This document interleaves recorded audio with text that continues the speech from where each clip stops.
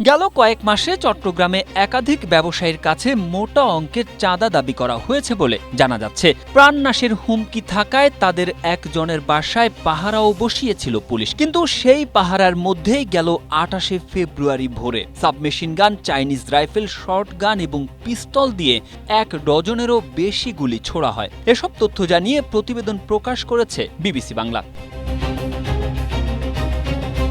প্রতিবেদনে বলা হয়, ওই ঘটনার পর হামলাকারীদের দৃষ্টান্তমূলক শাস্তি হলে ১৩ জুলাই ইন্টারনেট সেবা প্রতিষ্ঠান digital.net DDN এর অফিসে হামলার ঘটনা ঘটত না বলে মনে করেন প্রতিষ্ঠানটির পরিচালক রিদওয়ানুল কবির।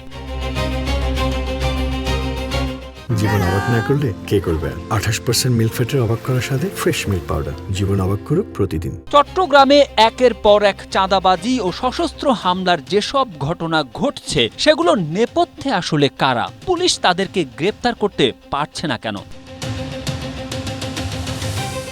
ডিডিএনের অফিসে হামলার ২ দিন আগে ডেভিড ইমন নামে একজন কল করে প্রতিষ্ঠানটির মালিককে বলেন, ব্যবসা করতে হলে এককালীন ২ কোটি, এরপর প্রতি মাসে ১০ লাখ করে টাকা চাঁদা দিতে হবে। এই ডেভিড ইমনের পুরো নাম মোবারক হোসেন ইমন বলে জানিয়েছে আইন শৃঙ্খলা রক্ষাকারী বাহিনী। পুলিশের ভাষ্য মতে, ইমন চট্টগ্রামের আরেক শীর্ষ সন্ত্রাসী সাজ্জাদ আলী খান, যিনি বড় সাজ্জাদ নামে পরিচিত, তার হয়ে কাজ করেন।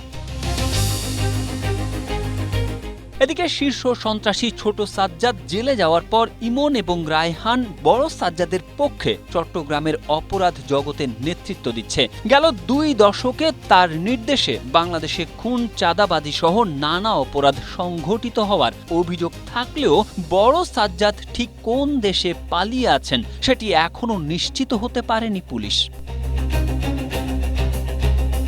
Tarique Ahmed, Asia post.